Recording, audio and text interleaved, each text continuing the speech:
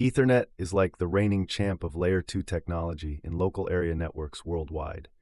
Picture it starting out as a neighborhood block party on a coaxial cable with just 10 Mbps, and now it's racing along fiber optic highways at an incredible 400 Gbps. The IEEE 802.3 is the rulebook that keeps Ethernet running smoothly. The names they give these standards are pretty straightforward. They tell you about the speed, the signaling method, and the type of cable used. Take 100 base T, for instance. That translates to 100 Mbps baseband signaling on twisted pair cables. For the CCNA, you'll need to know these common Ethernet standards inside and out, including their speeds, the types of cables they use, and how far those cables can reach. It's like knowing all the popular dance moves at a party. You need to keep up if you want to stay in the groove. Let's dig into some Ethernet standards and their speeds, shall we? Picture 10 base T as that trusty old car chugging along at 10 Mbps. It might not break speed records, but it gets you there using Category 3 UTP cable over distances up to 100 meters. Next, meet 100 base TX, or Fast Ethernet. Think of it as the zippy sport version of 10 base T, zipping along at 100 Mbps with Cat5 UTP, and yes, still maxing out at 100 meters. Now for 1000 base T, aka Gigabit Ethernet. This one's the speedster, cruising at 1000 Bps with Cat5e or Cat6. Again, sticking to that good old 100-meter limit.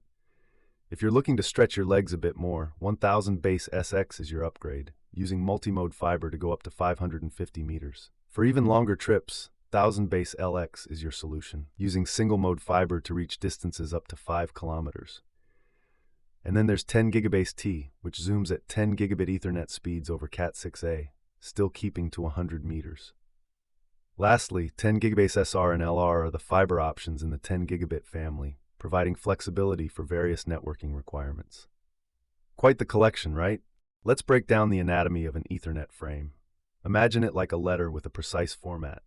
It starts with a preamble. Think of it as a drum roll before the big show.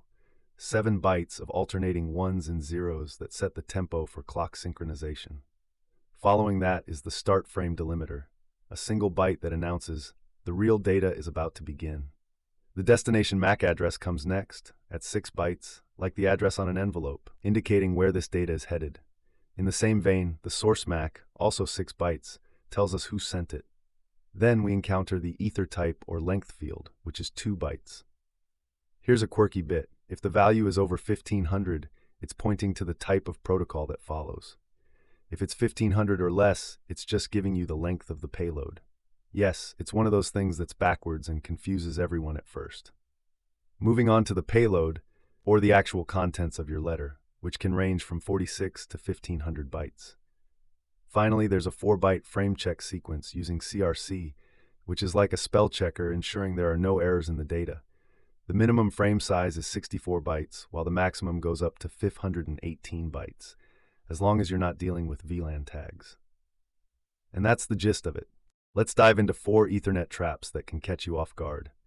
First up is the 100-meter limit for copper UTP cables. This applies across all copper Ethernet standards, from 10 base T all the way to 10 G base T. Think of it like the distance you'd comfortably walk to grab your morning coffee. If it's further than that, switch to a bike, or in our case, different cabling. Next, there's 1000 base LX, which typically uses single-mode fiber for reaching distances up to 5 kilometers.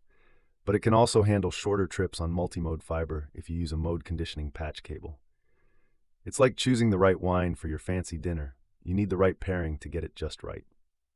Now let's talk about SFP and SFP+. SFP devices support up to 1 Gbps, while SFP Plus can push it up to 10 Gbps.